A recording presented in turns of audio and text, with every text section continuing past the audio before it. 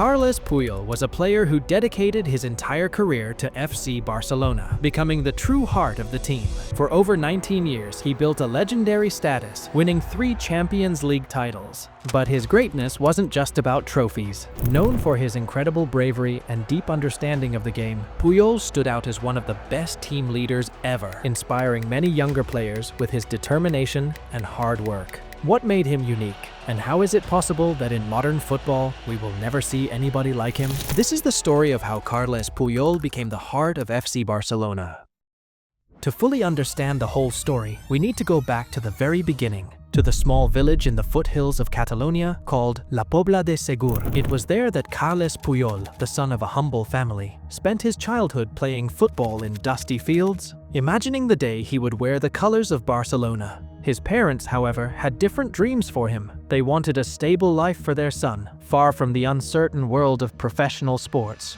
Puyol's early life was steeped in hard work and discipline.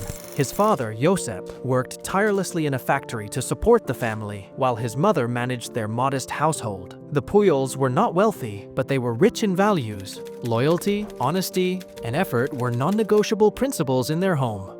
As a child, Puyol tried to follow the well-trodden paths of footballers. He started as a goalkeeper, but soon found himself out of his depth. Then, he tried his hand as a winger and later as a striker, showing promise, but never standing out. It seemed like the world didn't know what to do with this rugged, determined boy. Despite the lack of recognition, Puyol didn't give up. His greatest asset wasn't his skill, but his refusal to quit.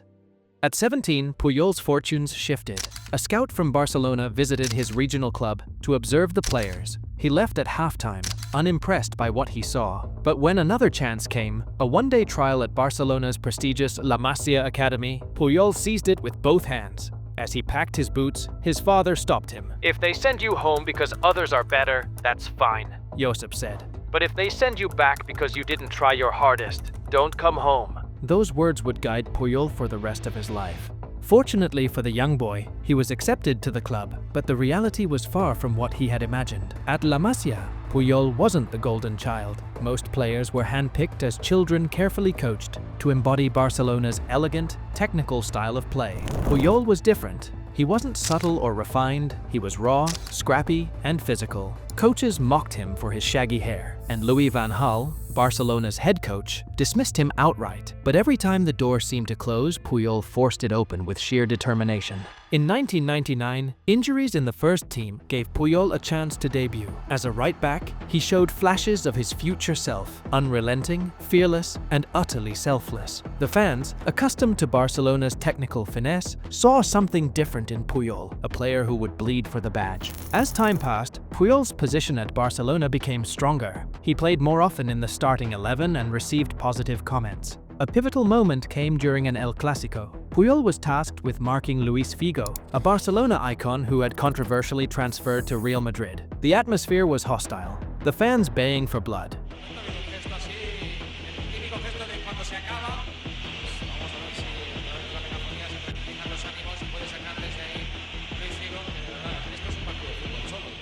But Puyol remained composed. He stuck to Figo like a shadow, neutralizing him completely and earning a standing ovation from the Barcelona faithful.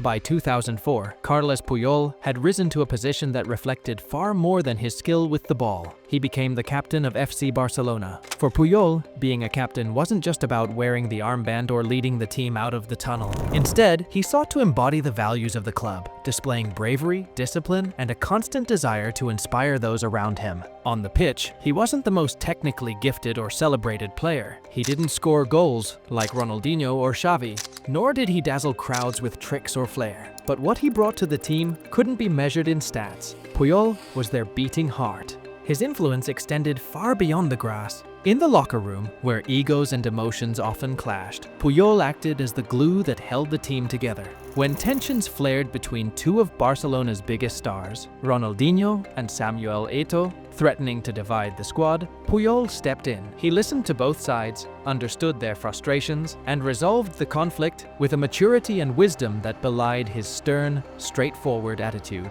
Under Puyol's captaincy, every player knew that the team came before individual ambitions. One of the most defining relationships of Puyol's career was his partnership with Gerard Piqué, a younger, more technically refined defender who came from a wealthy family deeply connected to Barcelona. They were polar opposites: Piqué, a refined player from a wealthy background, and Puyol, the rugged warrior. But together, they were unbreakable.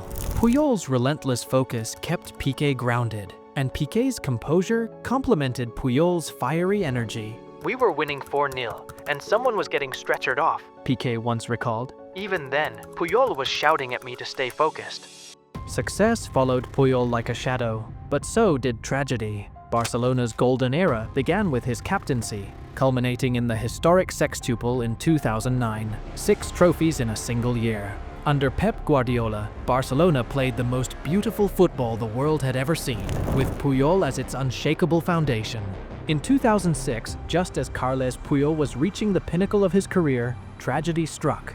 Shortly after lifting the Champions League trophy with Barcelona, Puyol's father, Josep, passed away in a tragic work accident. The news shattered him.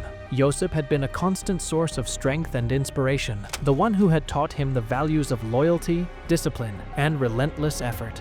His loss left a void that no trophy or victory could ever fill. Football became more than just a game for Puyol. It became a way to honor his father's legacy, to carry forward the lessons of resilience and dedication that had defined his life.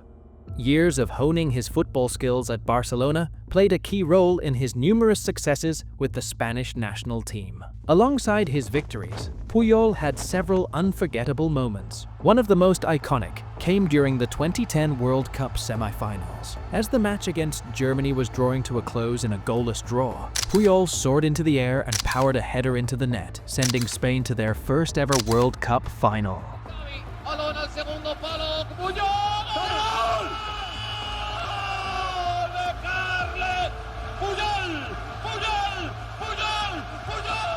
His celebration was raw and unbridled, testament to years of sacrifice. Spain won the tournament, cementing Puyol's legacy as one of the greatest defenders in history. But unfortunately, it was one of the last good moments of his career.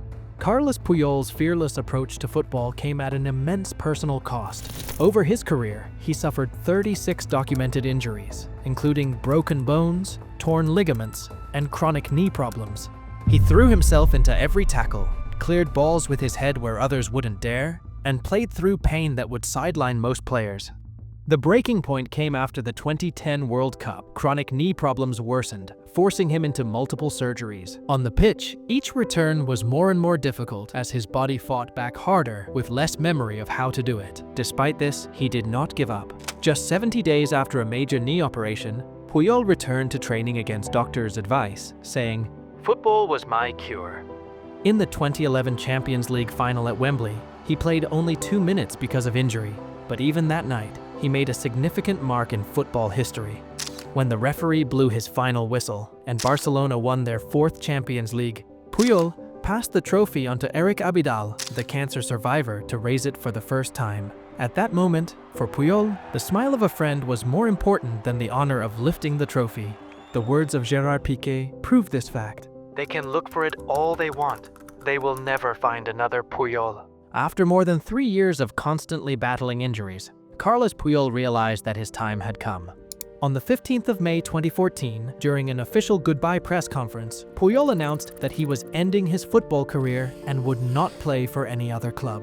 As he said himself, the reason for ending his career was the lack of solution to the treatment of his knee injury, adding that he broke his contract in order to not take the money or the place he knew others deserved. Carles Puyol was not the fastest, nor the strongest, nor the most naturally gifted player, but he was the most courageous, the most faithful, and the most hard-working of all. He represented principles which seem to be disappearing in today's footballers: the spirit of dedication, humbleness, and devotion. Thus, the story of Carles Puyol is not just about football and scores, it is about the ability to get up after failures, about the value of character, and about the fact that success is not always determined by the number of championships, but by the person's impact on society.